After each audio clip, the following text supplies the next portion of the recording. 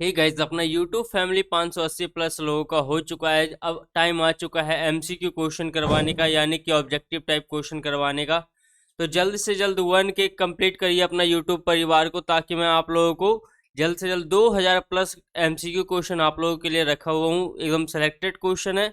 तो जब तक 1K नहीं पहुंचेगा अपना यूट्यूब परिवार, तब तक मैं नहीं करवाऊंगा। इसलिए आप लोगों से एक रिक्वेस्ट है कि जल्दी से जल्दी आप 1K करवाइए। आप लोगों को क्वेश्चन फ्री में प्रोवाइड करवा रहा हूँ, वो भी 2000 प्लस क्वेश्चन करवाऊंगा BRO MSWDES का। ठीक है, तो अब आगे का बात करते हैं कि दोस्तों, जो अपना बात हो रहा था कि 550 क्वेश्चन हो चुका था, इससे आगे का भी फिलहाल ये कंप्लीट करेंगे। उसके बाद एमसीक्यू क्वेश्चन यानी कि ऑब्जेक्टिव टाइप क्वेश्चन तभी स्टार्ट होगा जब 1K पहुंच जाएगा। तो जल्दी जल्दी वीडियो को लाइक शेयर कीजिए। सो हे गाइस, स्वागत है आप सभी का एक बार फिर से मिशन ओनली सरकारी में। इस चैनल पर डेली शाम के 7 से 8 बजे के बीच BRO MSWDES के क्लासेस और नोट्स देखने को मिलता है। इसलिए अगर चैनल पे नए हो तो चैनल को सब्सक्राइब कर लेना और बेल आइकन दबा लेना, क्योंकि आने वाले टाइम में बहुत ही मज़ा आने वाला है। क्योंकि आप लोगों को 2000 प्लस जब क्वेश्चन करवाऊंगा, अगर आपने ये सारी पहले की क्लासेस देख चुकी होगी या फिर अभी देख रहे हो, तो आप लोगों को BRO का जो नोट्स है ये प्रोवाइड जो करवा रहा हूँ और MCQ क्वेश्चन जो करवाऊंगा आप लोगों को बहुत ईजी लगेगा।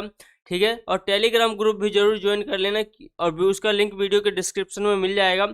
इससे क्या होगा कि अगर मैं कोई नोट्स या फिर कोई PDF वगैरह डालता हूँ टेलीग्राम ग्रुप में, तो आप लोगों को ईजिली वहाँ से मिल सके। ठीक है, तो इससे पहले हम 550 प्लस क्वेश्चन कर चुके हैं। अब ज़्यादा हम बात नहीं करेंगे, जल्दी से जल्दी चैनल को शेयर करके 1K कंप्लीट करवाओ। आप लोग को MCQ क्वेश्चन करवाऊंगा। ठीक है, बहुत दिनों से क्लासेस नहीं आ पा रहा था, क्योंकि कुछ टेक्निकल इशू था, कुछ मनी प्रॉब्लम था, सिस्टम में प्रॉब्लम चल रही थी, इसलिए नहीं आ पा रहा था। लेकिन अब आप लोगों को वीडियो रेगुलर देखने को मिलेगा। ठीक है, चलिए ये क्वेश्चन आगे का करते हैं। इससे पहले का अगर क्वेश्चन आपने नहीं देखा है तो चैनल के प्लेलिस्ट में जाके आप देख सकते हो। ठीक है, वरना इसका लिंक प्लेलिस्ट का वीडियो के डिस्क्रिप्शन में भी डाल दूंगा। तो क्वेश्चन है, बलकृत जल शीतलन प्रणाली के क्या लाभ हैं। तो क्या होता है कि अगर फोर्स सप्लाई सिस्टम अपना होता है, तो इसमें रेडिएटर अगर छोटा भी अगर यूज करें तो उसको शीघ्र ठंडा किया जा सकता है, वरना ये आसानी से वर्क करेगा। ठीक है, रेडिएटर में अगर पानी कम भी हो तो क्या करेगा, पंप उसको फ्लो करवाएगा। ठीक है, एंड जल मार्ग अवरुद्ध होने पर भी वाटर पंप क्या करेगा, वाटर जैकेटों तक पानी को फोर्सली भेजता रहेगा। ठीक है, ये क्वेश्चन क्लियर हो चुका है। नेक्स्ट क्वेश्चन है अपना, थर्मोस्टेट वाल्व क्यों लगाया जाता है। तो इसका प्रयोग मुख्य रूप से ठंडी जगहों के लिए आवश्यक होता है। यह वाटर आउटलेट में फिट रहता है। थर्मोस्टेट, ये भी क्वेश्चन आता है कि थर्मोस्टेट कहाँ पर फिट रहता है। तो ये वाटर के आउटलेट थिकेट सिलेंडर हेड के ऊपर फिट किया जाता है। जब इंजन में पानी का तापक्रम 80 सेल्सियस तक नहीं हो पाता है, तब यह इंजन में पानी बाहर नहीं निकलने देता है। क्योंकि अगर 80 सेल्सियस का कहने का मतलब है, अगर जब तक पानी का टेम्परेचर नहीं होगा तब तक थर्मोस्टेट क्या होता है, नहीं खुलता है, ये अपने अंदर से पानी को पास नहीं होने देता। इस प्रकार इंजन शीघ्र सामान्य तापक्रम पर आकर कार्य करने योग्य हो जाता है। ठीक है, और जब 80 सेल्सियस हो जाएगा पानी, फिर थर्मोस्टेट अपने अंदर से क्या होता है, पानी को सप्लाई करके वाटर जैकेट में भेजता है। वाटर जैकेट से पानी ठंडा होकर फिर इंजन में जाता है। इस तरीके से इंजन को ठंडा किया जाता है। अगर 80 सेल्सियस नहीं पहुंचता है तो पानी कैसे सप्लाई हो रहा है, उसमें क्या होता है, एक बाईपास लगा होता है, जो बाईपास के थ्रू पानी फिर से सर्कुलेट कर दिया जाता है। नेक्स्ट अपना, थर्मोस्टेट वाल्व किस प्रकार का बना होता है। तो ये क्या होता है, इसमें एक मेटेलिक वाल्व होता है। इसमें ऐसा द्रव भरा रहता है जो 60 से 65 सेल्सियस तक तापक्रम पर क्या होता है, शीघ्र रूप में बदल जाता है। जब 60 से 65 सेल्सियस होगा तो ये क्या होता है, पिघलना शुरू होता है। जैसे ही इसका द्रव वाष्प बनता है, यह वाल्व क्या होता है, खुल जाता है। ठीक है, और 80 सेल्सियस जब होता है पानी का, तो पूर्ण रूप से वो क्या होता है, वो वाष्प बन जाता है। इससे फिर क्या होगा कि पानी का सर्कुलेशन शुरू हो जाता है और सफलतापूर्वक क्या होता है, फिर इंजन को ठंडा किया जा सकता है। नेक्स्ट क्वेश्चन है अपना, रेडिएटर का क्या कार्य होता है। तो वाटर कूलिंग सिस्टम में इसके द्वारा पानी को ठंडा करने की व्यवस्था की जाती है। यह रेडिएटर कोर के आधार पर दो प्रकार का बना होता है, एक होता है ट्यूबलर टाइप का और दूसरा होता है हनी कॉम्ब टाइप का। ठीक है, ये क्लियर हो गया। नेक्स्ट क्वेश्चन है अपना, रेडिएटर पर कैप की क्या विशेषता होती है। हाई प्रेशर सिस्टम में प्रेशर टाइप रेडिएटर कैप प्रयोग की जाती है। इसमें क्या होता है, एक वैक्यूम बल्ब तथा प्रेशर बल्ब लगा होता है। कैप में सीट पर क्या होता है, ओवरफ्लो पाइप की व्यवस्था भी रहती है। और जब पानी बॉइलिंग पॉइंट जब बढ़ जाएगा पानी का, तो क्या होता है, इस कैप के द्वारा पानी ओवरफ्लो नहीं करता। रेडिएटर में कैप होने का ये होता है। चलिए नेक्स्ट होता है कि प्रेशर टाइप कैप का क्या लाभ होता है। जो अपना प्रेशर टाइप कैप होता है उसका क्या क्या लाभ है कि बॉइलिंग टेम्परेचर बढ़ जाने पर क्या होता है, पानी उससे बाहर नहीं निकलता। ये अपने ऊपर वाले क्वेश्चन में भी हमने देखा। इस कारण इंजन शीघ्र तापक्रम पर आ जाता है, ठीक है। पानी जब बाहर नहीं निकलेगा तो क्या होता है, उसका टेम्परेचर एक मेंटेन लेवल पर रहता है। क्या होता है, एंटी फ्रिज लोशन आदि कम मात्रा में इसमें प्रयोग किए जा सकते हैं, इसका ये लाभ है। तीसरा लाभ है कि इसकी व्यवस्था रोटी जो होती है, मोटी सीट और मोटे ट्यूब रेडिएटर के लिए प्रयोग किया जाता है। नेक्स्ट अपना कूलिंग सिस्टम में टेम्परेचर गेज का क्या कार्य होता है। तो इंजन के सामान्य तापक्रम को दर्शाने के लिए टेम्परेचर गेज का इसमें प्रयोग किया जाता है। ओके, नेक्स्ट क्वेश्चन अपना, इंजन का टेम्परेचर अधिक हो जाने का क्या कारण है। तो थर्मोस्टेट वाल्व दोषपूर्ण हो जाएगा, ठीक है। अधिक टेम्परेचर होगा तो क्या क्या कारण हो सकता है कि थर्मोस्टेट वाल्व दोषपूर्ण है, या फिर वाल्व टाइमिंग गलत है, या फिर क्या हो सकता है इग्निशन टाइमिंग गलत हो, या फिर फैन बेल्ट स्लिप कर रही हो, या फिर रेडिएटर में पानी ना हो, ठीक है। ये इसके मेन कारण हो सकते हैं। नेक्स्ट क्वेश्चन है अपना, टेम्परेचर गेज कितने प्रकार के होता है। तो मैकेनिकल और इलेक्ट्रिकल दो प्रकार के टेम्परेचर गेज होते हैं, ठीक है। आजकल गाड़ियों में क्या है, इलेक्ट्रिकल टाइप का भी टेम्परेचर गेज लगा आ रहा है। नेक्स्ट क्वेश्चन है, शीतलन प्रणाली में दोष तथा उसके कारण व उपचार बताइए। तो देखिए क्या क्या दोष आ रहा है, फिर उसके क्या क्या कारण हो सकते हैं वो दोष आने के, और उसके उपचार क्या है इसके बारे में जानते हैं। ये क्वेश्चन बहुत पूछा जाता है एग्जाम में। रेडिएटर में पानी का कम हो जाना, पानी क्यों कम हो रहा है इसका देखिए, आपको चार ऑप्शन देगा, चारों भी हो सकता है उसका, या फिर उसमें से एक भी हो सकता है। तो आप लोगों को अपने हिसाब से देखना है, बस यही इसीलिए कहता हूँ ध्यान से आप पढ़ते रहो बस। तो रेडिएटर में पानी कम हो रहा है तो इसका मेन कारण हो सकता है कि रेडिएटर में बहुत दिनों से पानी नहीं डाला गया हो, ठीक है। या फिर रेडिएटर कोर कहीं से लीकेज हो जिसके कारण पानी उसमें नहीं है। तो क्या करना है कि रेडिएटर में पानी भर दें, और अगर कोर में लीकेज है तो कोर को क्या करें, सोल्डरिंग कर दे, ठीक है। नेक्स्ट है इनलेट या आउटलेट होज पाइप का ढीला हो जाना, ठीक है, या खराब हो जाना। तो क्या करना है, होज पाइप को हमें कसना है। अगर हेड गैस्केट टूटी भी हो सकती है तो हेड गैस्केट को बदलना है। वाटर ड्रेन प्लग लीक हो तो क्या करना है, ड्रेन प्लग टाइट करें या फिर उसका मरम्मत कर दें। वाटर पंप से कहीं पानी लीक हो तो क्या करना है, वाटर पंप की जांच करके उसकी भी मरम्मत हमें करना है। दूसरा दोष आता है इसमें कि दूसरा दोष है कि इंजन बहुत गर्म हो रहा है, ठीक है, अतिप्त हो जाता है। तो इसका मेन कारण हो सकता है अगर पानी कम होगा तब भी इंजन हमारा गर्म होगा। थर्मोस्टेट बल्ब बंद रह रहा हो यानी कि खुल नहीं रहा हो तब भी हमारा क्या होगा कि इंजन गर्म होगा। तो क्या करना है, अगर पानी कम है तो पानी पूरा करना है, थर्मोस्टेट खराब है तो थर्मोस्टेट बल्ब को ही बदल देना है। वाटर पंप में अगर कोई दोष है तो वाटर पंप का मरम्मत करना है। अगर फैन बेल्ट टूटा है तो फैन बेल्ट को क्या करना है, नया डालना है। रेडिएटर के पानी के मार्ग अगर अवरुद्ध है तो क्या करना है, रेडिएटर को फ्लश करके यानी कि साफ करना है। वाटर जैकेटों में अगर जंग लगी हो तो क्या करना है, वाटर जैकेट के पानी के प्रेशर को साफ करना है। बल्ब टाइमिंग या इग्निशन टाइमिंग अगर गलत हो तो टाइमिंग सही करें। प्री इग्निशन अगर दोष है तो दोष को दूर करें। एग्जॉस्ट मैनिफोल्ड अगर बंद हो है तो क्या करना है, मैनिफोल्ड को साफ करना है। साइलेंसर बंद है तो साइलेंसर को साफ करना है। ब्रेक व क्लच दोषपूर्ण है तो क्या करना है, ब्रेक या क्लच के दोष को दूर करना है। इंजन अगर जाम हो रहा है कहीं से तो इंजन को सही करना है, ठीक है। ये हमारा क्वेश्चन क्लियर हो गया है। चलिए नेक्स्ट क्वेश्चन है कि वाटर कूलिंग सिस्टम के रख रखाव के लिए किन किन बातों का ध्यान रखना अति आवश्यक होता है। तो रेडिएटर में पानी की सतह पूरी रहे, ठीक है, ये चीज़ ध्यान रखना है। वाटर पंप ड्राइविंग बेल्ट का टेंशन सही रहे और स्लिप कहीं से नहीं करना चाहिए। ज्वाइंट पर से पानी लीक ना हो पाए, ठीक है। वाटर पंप में लगे फैन ब्लेड एक समान से जुड़े हों, ठीक है। नेक्स्ट है कि रेडिएटर की नालियाँ साफ करें, यदा कदा इसमें क्या करें, पानी को बदलते रहें। नेक्स्ट अपना वाटर पंप में समय समय पर ग्रीस भी करते रहना है। यदि ठंडे प्रदेश में कोई प्रयोग एंटी फ्रिज लोशन रेडिएटर अवश्य में डालें। अगर ठंडे प्रदेश में गाड़ियाँ चल रही तो उसमें क्या होता है कि वाटर जमने का उससे चांस होता है, तो उसमें एंटी फ्रिज लोशन मिलाना है। ओके, नेक्स्ट अपना क्वेश्चन है कि रेडिएटर में पानी को जमने से रोकने के लिए क्या उपाय होता है। तो अभी आप लोगों को बताया कि एंटी फ्रिज लोशन का उसमें प्रयोग करना है। नेक्स्ट है एंटी फ्रिज लोशन क्या होता है। तो यह लोशन मुख्य रूप से ग्लिसरीन तथा कुछ मात्रा में अल्कोहल के साथ पानी का प्रयोग इसमें क्या होता है, किया जाता है, ठीक है, क्योंकि ताकि इसमें पानी जमे नहीं। और रेडिएटर में इसका प्रयोग करके तापक्रम लगभग एक समान बना रहता है।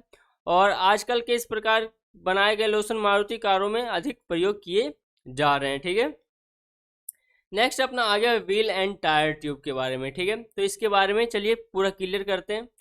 कि मोटर गाड़ियों में कितने पहिए प्रयोग किए जाते हैं। तो अब मोटर गाड़ियों में कितने पहियों प्रयोग किए जाते हैं, तो ये कंफ्यूजिंग क्वेश्चन है। तो इसको देखिए कि होता है पहियों की संख्या उसके लोड के भार के आधार पर क्या होता है निर्धारित किया जाता है, ये भी क्वेश्चन आ सकता है। इसके अतिरिक्त स्पेयर पहिए की भी व्यवस्था इसमें की जाती है। नेक्स्ट क्वेश्चन है हल्की मोटर गाड़ियों में कितने पहिए प्रयोग किए जाते हैं तथा भारी मोटर गाड़ियों में कितने पहिए प्रयोग किए जाते हैं। तो देखिए हल्की अगर मोटर गाड़ियां तो 2 पहिए इसमें आगे होंगे या फिर 2 पहिए पीछे, 4 पहिए टोटल होंगे, ठीक है। अगर भारी मोटर गाड़ी है तो उसके अभी हमने पढ़ा क्या कि अधिक संख्या का प्रयोग किया जाता है, उसके लोड के हिसाब से प्रयोग किया जाता है पहियों का, ठीक है। नेक्स्ट क्वेश्चन है मोटर गाड़ियों में किस प्रकार के पहिए प्रयोग किए जाते हैं। तो आर्टिलरी वुडन स्पोक टाइप का होता है। ये किस टाइप का होता है, जैसे हमारा साइकिल का स्पोक टाइप का व्हील होता है, ठीक है। ये वायर स्पोक व्हील होता है। प्रेस्ड स्टील डिस्क व्हील होता है। Heavy duty pressed steel rim with rim होता है। 2 पीस रिम होता है। अब इसके बारे में थोड़ा थोड़ा जान लेते हैं कि वायर स्पोक व्हील किस प्रकार का होता है। तो इस प्रकार के व्हील स्टील का घेरा या रिम का प्रयोग इसमें किया जाता है, जिससे स्टील की तारों के द्वारा हब को क्या होता है इसमें जोड़ा जाता है, ठीक है। ये क्लियर हो गया। नेक्स्ट अपना प्रेस्ड स्टील डिस्क व्हील किस प्रकार का होता है। तो इस प्रकार का रिम क्या होता है अधिकतर छोटी गाड़ियों में प्रयोग किया जाता है, ठीक है। छोटी गाड़ियों में प्रेस्ड स्टील डिस्क व्हील प्रयोग किया जाता है। यह क्या होता है स्टील की को प्रेस करके इसको बनाए जाते हैं। इसके आउटर रिमों में एक साथ ब्लेड तथा रिवेट कर दिया जाता है। इसका भार क्या होता है हल्का करने के लिए कुछ भाग क्या होता है काट दिया जाता है।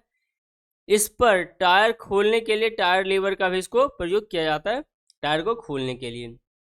नेक्स्ट क्वेश्चन है heavy duty pressed steel rim with किस प्रकार का प्रयोग किया जाता है। तो इस प्रकार के रिम अच्छे स्टील के क्या होता है बने होते हैं। एक और कॉलर बना होता है और दूसरे और टायर ट्यूब फिट करने के लिए एक रिंग फ्लेंज फिट करके लॉक कर दिया जाता है, जिसमें टायर ट्यूब फिट किया जाता है। नेक्स्ट क्वेश्चन है अपना कि 2 पीस रिम किस प्रकार का होता है। तो आजकल के स्कूटर जो होते हैं सामान्य रूप से इसी प्रकार का रिम इसमें प्रयोग किया जाता है। कौन सा 2 पीस रिम इसमें स्कूटर वगैरह में प्रयोग किया जाता है। यह दोनों भागों में बने होते हैं, जिसमें इसमें नट बोल्टों को आपस में जोड़ने के लिए इसमें का प्रयोग किया जाता है। नट बोल्ट के द्वारा इस रिम को जोड़ा जाता है, ठीक है। ये क्लियर हो चुका होगा। नेक्स्ट क्वेश्चन है अपना कि व्हील्स की देखभाल के लिए क्या क्या करना चाहिए। हमें व्हील्स का भी मेंटेनेंस रखेंगे, क्योंकि गाड़ी का अधिकतर भार जो होता है सब व्हील्स पे होता है, ठीक है। तो इसलिए उसका मेंटेनेंस भी जरूरी है। तो उसके देखभाल के लिए क्या क्या करना चाहिए। तो रिमों का सीधा होना बहुत आवश्यक है। यदि कोई दुर्घटना आदि हो गई हो तो रिमों को सीधा करा लेना चाहिए। साल में एक बार पूरे रिम पर पेंट कर देना चाहिए, जिससे जंग के कारण महीन पंचर होने की आशंका ना रहे, ठीक है। अगर हम उसको मेंटेन करते रहेंगे तो बहुत कम गलेगा या जंग लगेगा और ख़राब कम होगा। माह में एक बार पहियों का नट बोल्ट चेक करना चाहिए। ढीले पहियों के कारण टायर शीघ्र घिसते हैं और उसकी दुर्घटना की आशंका रहती है, ठीक है। टायरों का हमें नट बोल्ट भी चेक करते रहना चाहिए। यदि व्हील नट स्लिप हो तो इसे बदल देना चाहिए, ठीक है। इन सब में कोई लापरवाही नहीं। चलिए नेक्स्ट क्वेश्चन है अपना टायर किस प्रकार के होते हैं। तो आजकल के पहियों में रिम के ऊपर फिट किए जाते हैं। इसके अंदर क्या होता है रबड़ के ट्यूब भी फिट किए जाते हैं, जिसमें हवा भरी जाती है, ठीक है। इसलिए न्यूमेटिक टायर ये कहलाते हैं, जिसमें हवा भरी जाती है वो न्यूमेटिक टायर कहलाते हैं। इस प्रकार की टायरों में अप्रत्यक्ष रूप से हवा ही गाड़ी का बोझ उठाती है। ये भी क्वेश्चन आता है कि आप लोगों का गाड़ियों का बोझ किस पे या कौन उठाता है, ठीक है।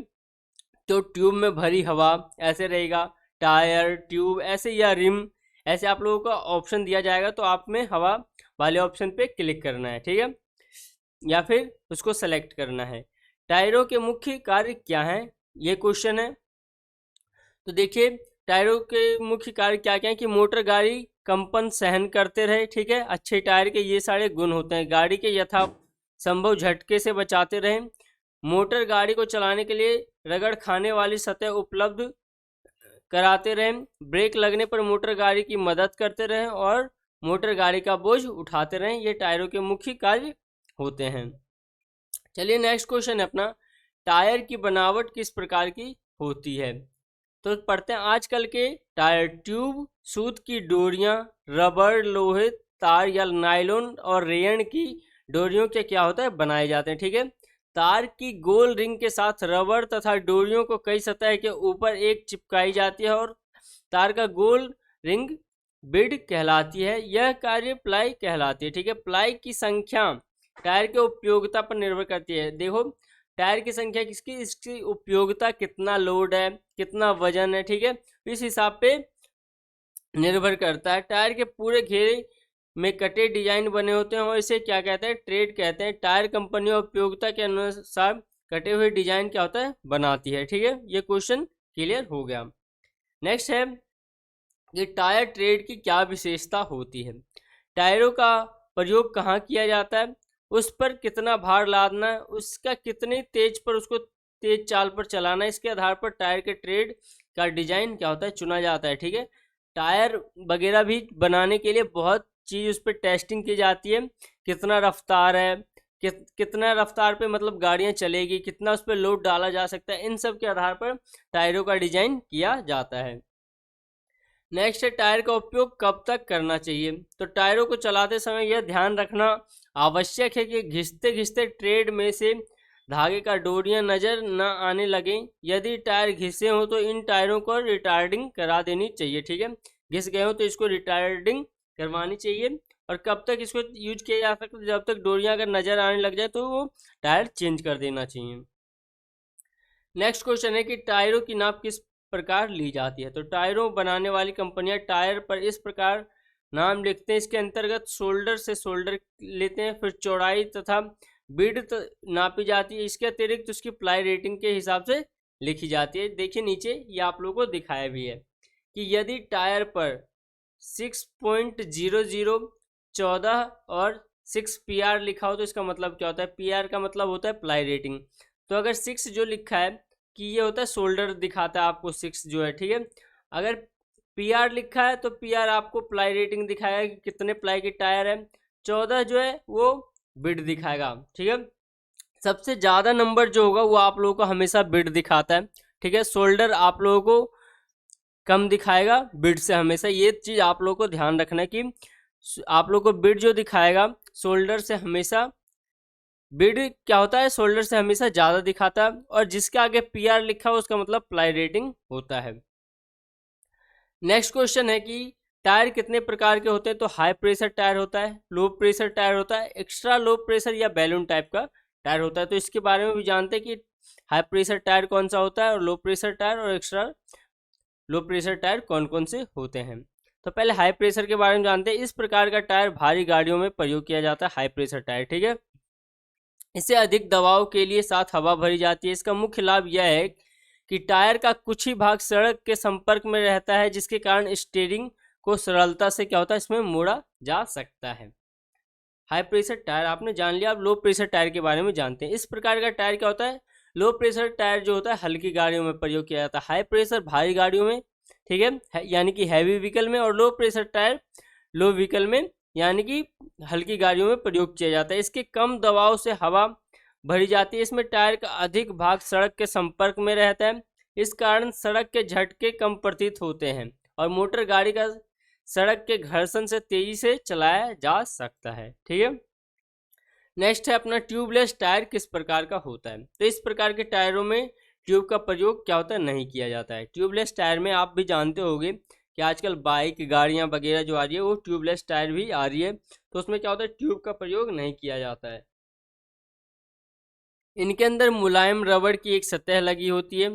इसमें हवा भरने के लिए रिम के साथ बॉल बॉडी फिट कर दी जाती है और इस प्रकार से टायर में अगर पंचर हो जाए तो पूरा व्हील में चेक करना आवश्यक होता है। ठीक है, और इसमें क्या होता है, ट्यूबलेस टायर में एक लाभ और है कि इससे अगर आप लोगों का कहीं से पंचर होता है तो जल्दी आप लोगों का हवा नहीं निकलता, एक टाइम से निकलता है, तब तक आप अपने कहीं भी लोकेशन पे पहुंच के उसे सही करा सकते हैं। नेक्स्ट है ट्यूब का क्या कार्य होता है। तो वास्तव में मोटर गाड़ियों का भार इन्हीं ट्यूब से भरी दबावपूर्ण हवा को ही उठाना पड़ता है। ठीक है, ये आप लोगों को अभी मैंने ऊपर बताया था कि जो ट्यूब में हवा भरी रहती है उसी को गाड़ी के सारा वजन उठाना होता है। यह ट्यूब रबड़ के बने होते हैं जिसमें डाई के द्वारा इसको क्या होता है, तैयार किया जाता है। इसमें हवा भरने के लिए विशेष प्रकार के बॉल बॉडी लगाई जाती है, इसके अंदर वॉल कोर फिट रहती है। ठीक है, ये क्वेश्चन क्लियर हो चुका होगा। नेक्स्ट क्वेश्चन है, टायर घिसने का मुख्य कारण क्या है? तो पहियों का उचित हवा का न होना, या फिर व्हील अलाइनमेंट का ठीक न होना, अनावश्यक एक्सलरेशन तथा ब्रेकिंग का न होना, स्टीयरिंग के जोड़ों में प्ले होना, और फिर किंग पिन टूटी या टेढ़ा होना, या फिर व्हील रिम का टेढ़ा होना, निर्धारित भार के से अधिक भार लादना, ब्रेकों का सही ना होना, आसान नाप से टायरों का प्रयोग होना, टायर रोटेशन ना करना, व्हील बियरिंग खराब होना, और टायर में चिकनाई लगी होना। ये मेन घिसने का मेन कारण ये होता है जो टायर को घिस देता है। चलिए नेक्स्ट क्वेश्चन है अपना कि टायर में ट्यूब निकालते समय फिट करते समय किन किन सावधानियों का ध्यान रखना है? तो ट्यूब निकालते समय लीवर धारदार नहीं होनी चाहिए, वरना ट्यूब फटने का डर रहता है।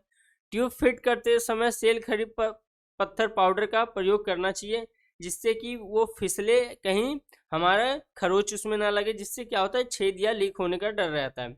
ट्यूब फिट करते समय यह सुनिश्चित कर लें कि टायर में कोई कील आदि ना हो। ट्यूब निकालते समय या टायर विड में जंग चिपक गई हो तो उसे केवल पानी डालकर ही छोड़ना चाहिए, वरना क्या होता है वो क्या करेगा, आप लोगों को छेद कर देगा, वरना टायर को फाड़ देगा।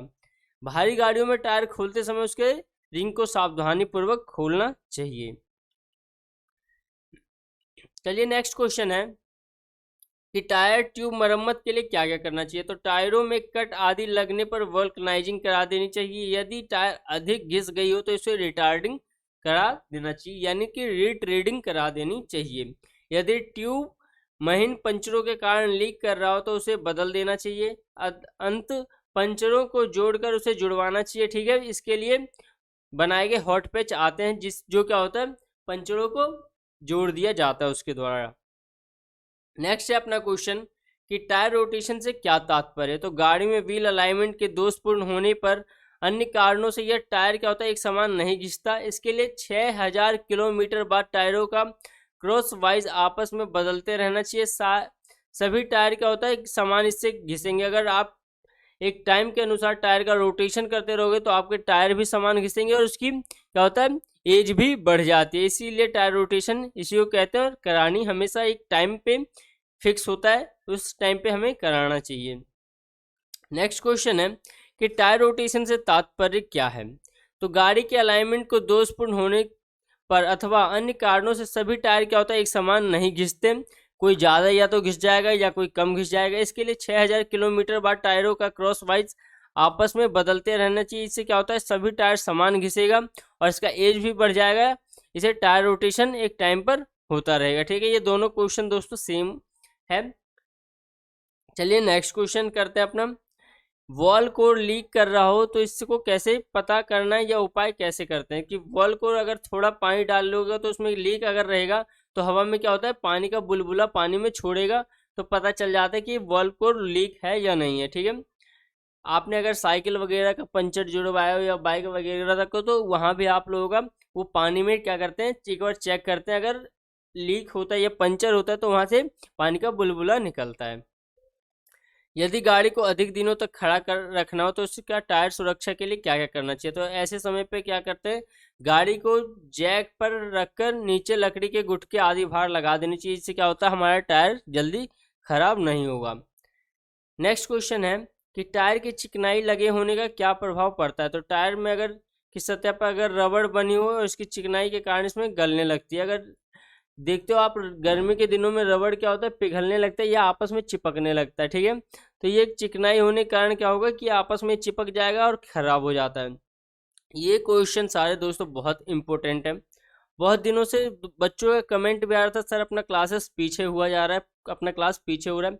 तो अब आप लोगों को बता दूं कि आप लोगों का क्लास रेगुलर चलने वाला है। बस आप लोग वीडियो को लाइक करते रहो और ज़्यादा से ज़्यादा बच्चों तक शेयर करो, क्योंकि बहुत बच्चों ने फॉर्म भरा और उनकी इसकी ज़रूरत बहुत सारे बच्चों का जो कोर्स नहीं प्रोवाइड करवा पा रहे और वहाँ तक ये चैनल पहुँच भी नहीं पा रहा है। तो उन सब तक पहुँचा दो, तभी आप लोगों को मैं एमसीक्यू क्वेश्चन करवाने वाला हूँ, क्योंकि बहुत ही ज़बरदस्त वो सारे क्वेश्चन हैं और सारे सेलेक्टेड क्वेश्चन है। इतना क्वेश्चन आप लोगों को कोई फ्री में प्रोवाइड नहीं करवा रहा, लेकिन मैं करवा रहा हूँ। तो बस आप लोग बस शेयर करते रहो और वीडियो को लाइक करते रहो। ठीक है, और जल्दी से जल्दी 1K कंप्लीट करवाओ, यही अब टारगेट एक रह गया अपना। ये कंप्लीट करते हैं हम अपना एमसीक्यू क्वेश्चन शुरू कर देंगे, क्योंकि एडमिट कार्ड अब हमारा जल्दी ही आने वाला है। नेक्स्ट क्वेश्चन है कि टायरों में कम या अधिक हवा का क्या प्रभाव पड़ता है। तो अगर अधिक हवा होगा तो टायर का क्या होगा, रोड कांटेक्ट कम रहता है। अगर टायर में हवा अधिक रहेगा तो वो रोड के कांटेक्ट से रोड पर एकदम चिपक के नहीं चल पाएगा, ठीक है। उस स्थान पर क्या होता है, सारी रगड़ पड़ने से वो शीघ्र घिसेगा और साथ ही टायर की दीवारों पर तनाव पड़ने के कारण उसमें क्या होता है, क्रैक भी आ सकती है। इसके विपरीत अगर उसमें कम दबाव रहेगा तो टायर के अधिक सतह पर चिपक कर चलेगी, इससे स्टीयरिंग भारी होगा और उससे क्या होगा, चाल पर प्रभाव पड़ेगा उसको मोड़ने में, ठीक है।